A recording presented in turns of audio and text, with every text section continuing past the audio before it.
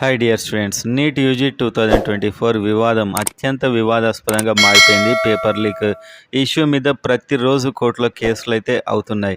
ఈలోపు net UGC అంటే assistant professors కోసం పెట్టిన ఎగ్జామ్. ఇందులో కూడా 11 లక్షల మంది రాశారు. 18 తారీఖు నాడు ఎగ్జామ్ జరిగితే దీన్ని వెంటనే రద్దు చేశారు. ఎన్టీఏనే ఈ ఎగ్జామ్ కూడా నిర్వహించింది. ఇది మనకి ఎడ్యుకేషన్ మినిస్ట్రీ రద్దు చేసింది.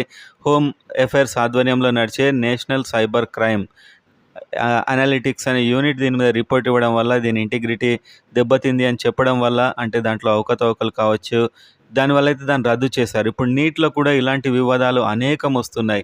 సో ఇప్పుడు నీట్ ఎగ్జామ్ మీద కూడా ఇంకా వివాదాలు ఎక్కువయ్యే పరిస్థితి కనిపిస్తుంది.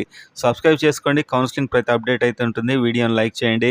రీ ఎగ్జామ్ ఉండాలా వద్దా అనే కామెంట్ అయితే మళ్ళీ ఒకసారి చేయండి. చూద్దాం ఎవరు ఎలా కోరుకుంటున్నారు. సో బీహార్లో అయితే అమిత్ ఆనంద్ అనే ఇంజనీర్ అతను స్పష్టంగా చెప్తున్నాడు, పరీక్షకు ఒకరోజు ముందే పేపర్ లీక్ అయింది, 30 నుంచి 32 లక్షలు తీసుకొని పేపర్ అయితే ఇచ్చేసాం అని అతను చెప్తున్నాడు. ఆ తర్వాత పేపర్స్ని కాల్ చేసామని చెప్తున్నాడు.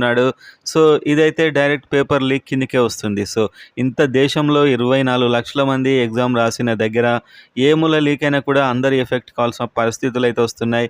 అండ్ ఇంకా ఇలాంటివి బయటపడనివి ఏమైనా ఉంటాయా అనే అనుమానాలు కూడా వస్తున్నాయి. సో ఏ స్టేట్కి ఆ స్టేట్, ఏ స్టేట్ వాళ్ళ సీట్స్ ఆ స్టేట్కి ఇలా ఇచ్చుకుంటే బాగుంటుంది. ఎవరి ఎగ్జామ్ వాళ్ళే ఇంత ముందులా పెట్టుకుంటే బాగుంటుందని నాకైతే పర్సనల్గా అనిపిస్తుంది. సో మొత్తానికి మీరు చూసినప్పుడు సుప్రీంకోర్టు ఇవాళ హియరింగ్ కూడా మళ్ళీ జూలై 6th, 8కి వాయిదా వేస్తారు దాదాపు. అండ్ 6th మేము కౌన్సిలింగ్ మొదలు పెడతాం అని వీళ్ళు చెప్పారు. సో ఇప్పుడు ఆల్రెడీ పేపర్ లీక్ అనేది కన్ఫర్మ్ అయినట్లు అతడు స్టేట్మెంట్ అయితే ఇస్తున్నాడు. సో దీన్ని కూడా నెట్ ఎగ్జామ్ 11 లక్షల మంది రాసిన నెట్ ఎగ్జామ్ను సిబిఐ ఎంక్వైరీకి ఇచ్చారు.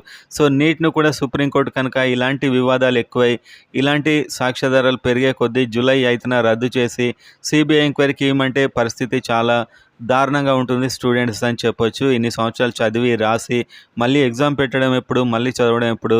సో మొత్తానికైతే ఈ వివాదం చాలా దూరం వెళ్ళే అవకాశాలు కనిపిస్తున్నాయి. లేకపోతే ఈ అమిత్ ఆనంద్ చెప్పేదంతా నిజమా అబద్ధమా, దాని మీద ఏం స్టేట్మెంట్ ఇస్తారో చూసే అవకాశం చూడాల్సి అయితే ఉంది. సో కేవలం కొంతమందికే పెట్టాడు, ఇంకా లీక్ కాలేదు అనే అవకాశం ఉంటుందా?